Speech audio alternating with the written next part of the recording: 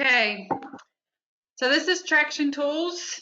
Everybody should have gotten an email yesterday with an invite to log in.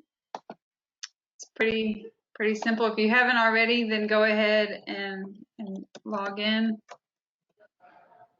So when you log in, it will bring you to your default workspace, which should be, this is for the leadership stuff. Yours will look a little different. I will go into, let's go to multifamily.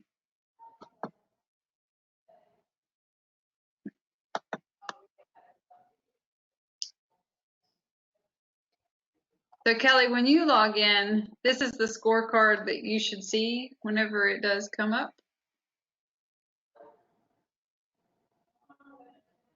That's what it looks like. Yep, and really this is all that we're going to be focusing on right now. Once we get back and get to the groove of everything, we'll start going through, the level 10 meetings, your issues list, all that, setting rocks, all that stuff that was in the book. The main point of this is just really to automate the scorecard and not have to have it in Excel and then send it to Tyler and do whatever. So it's pretty self-explanatory. This is the one in blue is your current week. So you can see this is the end date. So next Monday or Tuesday, whenever you guys go in to fill out your normal scorecards, you'll just literally type the numbers in right here. The way that it shows right now is this right here is who is shown as to be accountable for those measurables.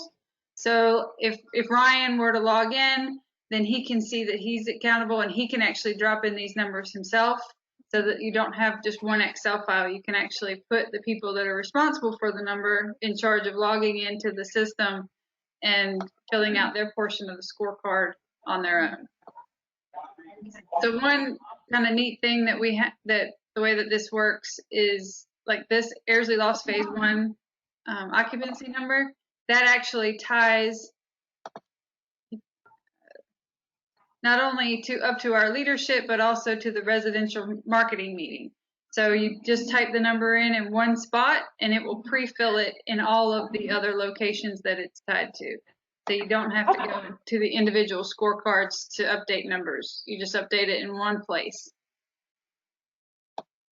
It's pretty simple. You guys need to figure out now at this point, do you want everybody logging in and doing it? I have sent invites out to everybody that's on your list to be accountable for a number, or if you still want to gather the information and then work up to that. So, Chris, when he logs in, he can see that he needs to drop in the number of turns. So just to show you the Dorchester Manor. Same thing for you, Leslie. Jody, as far as being in charge of leasing, has numbers, but you might still be the one that wants to fill those out. I'll leave that up to you guys. She's got a lot of numbers, but Karen's got some numbers, Denise. Yep. So they've all individually received their own invitation, so technically they have the access to go in and be able to fill the information in themselves. Okay. And then as we work through this, right now, I don't think that most of the goals are set, but you'll see, like on this one, if it's pink, then that means that the goal has not been reached. So this is 100, but if one week we had it drop down to 95, then you can see just that one turns pink, so that you can begin to see trends that will pop out once goals are set. Use that back to 100. I hope. There we go. There. Okay. Any questions? On the goals, do we need to go ahead and set all of those, or is that something going into? If you know what the goals are, then feel free to go in. I mean, it's pretty. You just click on it and you type the goal. If you don't know and we haven't yet established what those goals should be, then don't worry about it, and we can work into that. But some of them you may know, like how many leads you want to have each week. You might know how many, what your average turn is. And so some of those you might know. Some of them we may not know yet. We need to kind of watch the data if it's a new data point to see how it goes. And some of them are kind of going to be pointless at this point. So, I mean, like if you look at like the in-house activities, to tracking those over the next month are not going to mean much from the Dorchester side. So if you know one and one has been established, then feel free to go ahead and put that in there, just so that you can begin to see the pinks and the greens as we watch trends. But if not, then don't worry about it. How far out do we set the goals? Are we just doing week by week, or are we going to set them like monthly and then adjust them accordingly? Set them what you think is a normal kind of okay point. So if you normally know that you need to see, say for Dorman 2, you need to see 10 leads a week, or we need to see 20 leads a week, then let's go ahead and just set that. And you're going to have some ups and downs, but it's just a matter of, so if we know at the lofts that we need to have 50 leads a week, that's probably not near enough, but 50 leads a week, then if we begin to see, 48, 45, 42, then we can see a trend. So the goals won't be reset that often until we see that there's a problem. So we would identify that there's a problem, put something in place to say, what do we need to do to fix the problem? And then go from there to hopefully bring it back up to what we deem to be an appropriate number. Like if our conversion ratio is off, then it will just highlight that there's a problem, and we can make management decisions on how to correct. Just helps to bring kind of right in front of you, your eyes can identify where there's problems. Is there a way, like if the trend is falling, is there some way to document like as to why it is? Let's just say right now our trends are low. Would we be able to note somewhere in there being like, obviously we're slumped because of the coronavirus, or is there some way to say it was a vacation or a holiday day or something like that? Do you take that into consideration? Not at this point. There's nothing built into the software to be able to do that. I'm working with them to try to figure out how to put notes in, because yes, you do have some, and that's why you don't make a decision based upon one week of low numbers. You look at it, and when we get into having the level 10 meetings, you'll be looking at it, on a weekly basis and saying, do we have any issues? Are there any issues that these numbers are telling us? And it could just be that we document, there that we had an issue with this particular thing on the scorecard, and this is why. So it's just a discussion, or we had an issue, and these are the steps that we're taking to fix it. So a lot of that will come later on. Okay.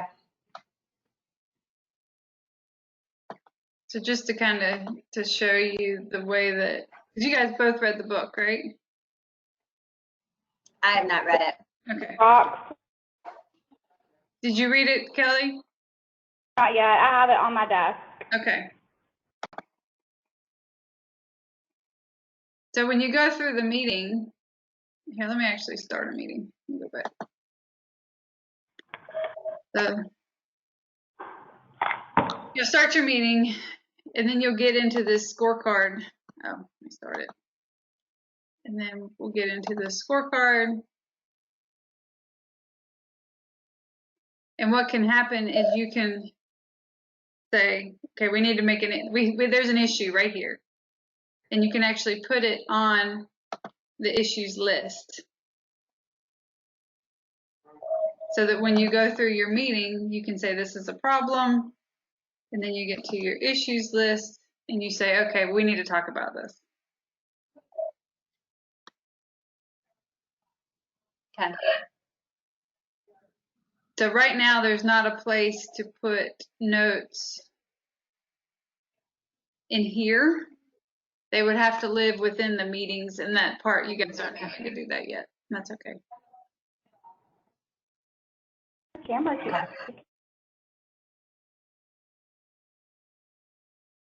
Any other questions? I don't know, my camera keeps kicking me off, but no, I don't have any right now. I think after maybe we kind of go through it a week or two, I might have one pop up, but I can definitely let you know if I do that. Yeah, absolutely. When we start these meetings, Amanda, are you guys going to be, who's going to be doing, I mean, are you guys going to get us through the first couple ones so we know like direction of where we're headed and how to conduct them? Yes, absolutely. So each kind of team has what's called an integrator. And when you read the book, you'll understand what that means. I mean, it's essentially somebody that their role is to make it all kind of happen from just the EOS perspective. Okay. I am the integrator for our team, and I've gotten to be pretty spot on with these meetings. So I will be coming out and helping everybody to run their first few meetings, just so that you can see kind of how it's supposed to flow and how to keep things on track. We're definitely not going to be throwing you to the wolves just by yourself for a while. So I'm kind of used to that. no, we got you. I just got to be able to get there. So yeah, we could do it from afar. Everybody 6 feet apart. Anything else? I don't think I have anything. Hopefully it seems very straightforward, so. Yeah, I'm more, once I get in on it, once I actually start clicking around on it, I probably will have some, but I'm more of a hands-on trial and error kind of thing. So I'm assuming it's easily, like you just did, you can change it if you put something in incorrect, it's not set in stone, so we can go through it. Yeah, absolutely. Yep. Okay. All right. No, it looks pretty good. Okay. Well, let Thank me you, know if you Amanda. have any problems getting in or questions in using it. Okay. Thank you. Thanks, guys. Thanks, Amanda. Good to see your faces. You too.